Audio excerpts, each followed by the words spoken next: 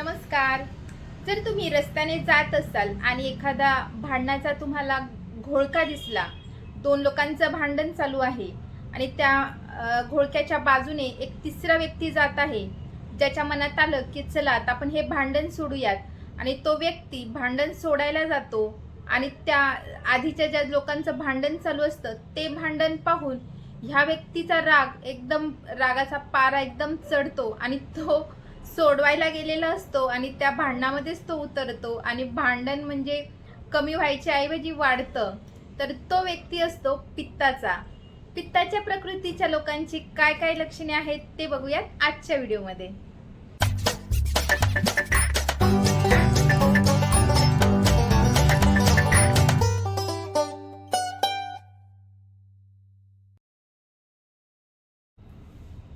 श्री स्वामी समर्थ सर्वांना. मी डॉक्टर सविता लांजेवार. माझ्या डॉक्टर सविता व्लॉगमध्ये तुम्हा सर्वांचं खूप स्वागत आहे. तर आजच्या व्हिडिओमध्ये आपण बघणार आहोत पित्त प्रकृतीच्या लोकांची शारीरिक लक्षणे आणि मानसिक लक्षणे. जर तुम्ही माझ्या चॅनलवर नवीन असाल तर माझ्या चॅनलला सबस्क्राईब करायला विसरू नका. तर चला आता बघूयात पित्त प्रकृतीची काय लक्षणे आहेत. अकाले फलितेर व्याप्तो धीमान स्वेदीच रोशना स्वप्नेषु ज्योतिषाम द्रष्टा पित्त प्रकृती को नरहा.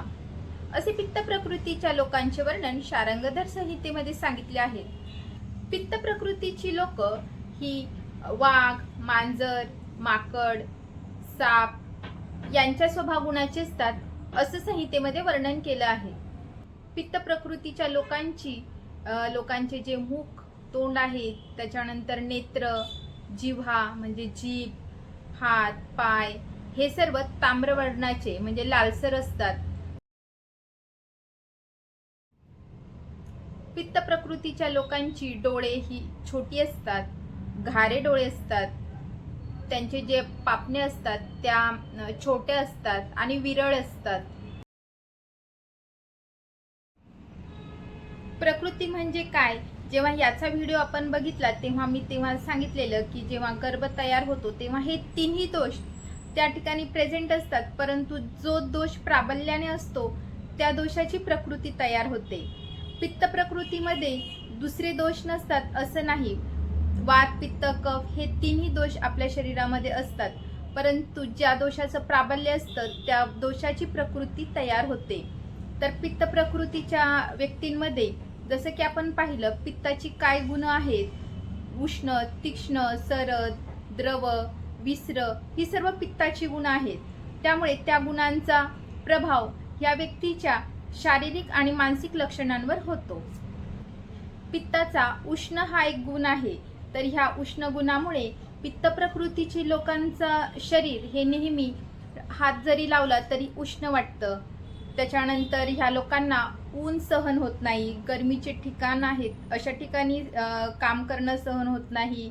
जास्त वेळ स्वयंपाकघरामध्ये किंवा जर कोणी कुक असेल कंटिन्यू त्याला गॅस जवळ उभं राहावं लागत असेल तर ते जास्त वेळ उभं राहणं त्यांना सहन होत नाही.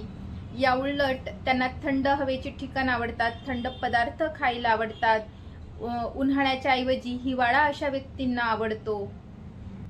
पित्ताचा जो तीक्ष्ण गुण आहे त्याच्यामुळे यांचा जो अग्नी असतो पाचकाग्नी तो सुद्धा तीक्ष्ण असतो. ह्या लोकांना थोड्या वेळ आधी खाल्लं तरी पुन्हा पुन्हा भूक लागते.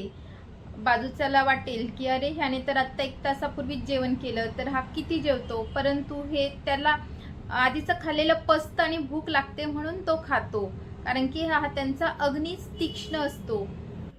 पित्त प्रकृतीच्या लोकांना तहान देखील खूप प्रमाणामध्ये लागते. जसं की आपण मागच्या व्हिडिओमध्ये बघितलं की पित्त हे अग्नी महाभूत आणि जल महाभूतापासून बनलं आहे. तर त्याचा प्रभाव पित्त प्रकृतीच्या स्किन टेक्स्चरवर होतो. ही लोक गोरी असतात, सुकुमार असतात. त्यांच्या चेहऱ्यावर एक नॅचरल ब्लश असतो, लाली असते. परंतु अग्नी महाभूत प्रधान असल्यामुळे छोटे छोट्या काळे असे डाग येतात, तीळ असतात छोट्या छोट्या, मस पण असतात बऱ्याच जणांना आणि अशा लोकांना सुरकुत्या सुद्धा लवकर पडतात. पित्त प्रकृतीच्या लोकांचे केस हे भुऱ्या रंगाचे असतात. केस ही कमी प्रमाणामध्ये असतात आणि लवकर पांढरी होतात, गळतात देखील. तसेच पित्त प्रकृतीच्या पुरुषांमध्ये 25व्या वर्षी देखील टक्कल पडू शकते. पित्त प्रकृतीच्या लोकांचा पित्ताच्या विसर्गुणामुळे घामाचा वास येतो. जी लोक जास्त प्रमाणामध्ये परफ्यूम यूज करतात जनरली ती पित्त प्रकृतीची असतात. त्याच्यानंतर ज्या पित्त प्रकृतीच्या स्त्रिया असतात त्यांच्या आर्तवाचा सुद्धा वास येतो. त्यांना ब्लिडिंग जास्त प्रमाणात होते आणि जनरली 28 ते 30व्या दिवशी जो पिरियड येतो अशा पित्त प्रकृतीच्या स्त्रियांमध्ये 25व्या दिवशी तर काही जणांमध्ये 21व्या दिवशीच नेक्स्ट पिरियड येतो. पित्त प्रकृतीचे व्यक्ती हे मध्यम अंगकाठीचे असतात, मध्यम आयु असते यांची.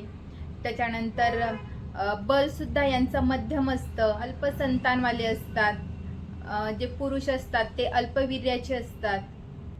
जे वीर्य आहे ते शीतगुणाचं असतं, सोम असतं म्हणजे थंड असतं. आणि पित्त प्रकृती, पित्त हा उष्ण गुण असतो. त्याच्यामुळे जर माणसांमध्ये पित्त प्रकृती आली तर अल्पवीर्यता असण्याची जास्त चान्सेस असतात. आता जाणून घेऊयात पित्त प्रकृतीच्या लोकांची मानसिक लक्षणं काय दिसतात. तर ही लोक सगळ्यात पहिले रागीट असतात, क्रोध खूप असतो. म्हणजे यांचा छोट्या क्षुल्लक कारणांवरून सुद्धा भांडण होतात. जर तुमच्या घरामध्ये पित्त प्रकृतीचा माणूस असेल, व्यक्ती असेल, तर जेव्हा त्याचा रागाचा पारा चढतो, भांडण होण्याची असं वाटतं की आता भांडण होईल, तेव्हा तुम्ही फक्त 10 मिनिट शांत बसा. त्यांचा राग 10 मिनिटांनी शांत झाला की भांडण वाढणार नाही. परंतु ह्या लोकांना प्रत्युत्तर दिले तर भांडणं वाढून ते एकदम टोकाला जाऊ शकतात. त्याच्यामुळे पित्त प्रकृतीच्या व्यक्तींसोबत भांडणं करताना आधी विचार करावा. पित्त प्रकृतीची लोक हे अतिशय बुद्धिमान, मेधावी असतात. धृती, स्मृती, एकदम प्रचंड स्मरणशक्ती, ग्रहणशक्ती ह्या लोकांची, असं म्हणा की त्यांना सरस्वती मातेचा आशीर्वाद लागला आहे, इतकी त्यांची तल्लख बुद्धी असते. पित्त प्रकृतीच्या लोकांमध्ये खूप धैर्य असतं. अशी लोक लिडरशिप करण्यामध्ये तरबेज असतात. पित्त प्रकृतीच्या लोकांना झोपेमध्ये सूर्य, आग अशी उष्णतेशी रिलेटेड गोष्टी दिसत असतात. ह्या लोकांना झोप सुद्धा थोडीशी मध्यमच असते. खूप गाढही झोपत नाही, आवाज आला की उठणार, अशी ह्या लोकांची झोप असते. पित्त प्रकृतीच्या लोकांकडे धन हे मध्यम प्रमाणामध्ये असतं, परंतु ही लोक स्वाभिमानी, ओजस्वी, तेजस्वी असतात. पित्त प्रकृतीचे व्यक्ती हे साज शृंगार करणारे असतात, नट्टाफट्टा करणारे असतात. पित्त प्रकृतीचे व्यक्ती हे स्वच्छताप्रिय असतात. त्यांना आजूबाजूला आणि स्वतःची स्वच्छता ठेवणं खूप आवडतं. तसेच ते आपल्या आश्रितांना सांत्वना देतात आणि आश्रय देणाऱ्यांना, ज्यांचा आश्रय घेतला त्यांच्यावर खूप प्रेम करतात. तर अशा प्रकारे पित्त प्रकृतीचे व्यक्ती असतात. तुमच्यामध्ये यापैकी कोणती लक्षणं आहेत ती मला कमेंटमध्ये नक्की सांगा. पुन्हा भेटूयात उद्याच्या व्हिडिओमध्ये, ज्यामध्ये आपण कफ प्रकृतीच्या व्यक्तींबद्दल चर्चा करूयात. तोपर्यंत स्वस्त खा, मस्त राहा, आयुर्वेदाला जवळ करा. थँक्यू.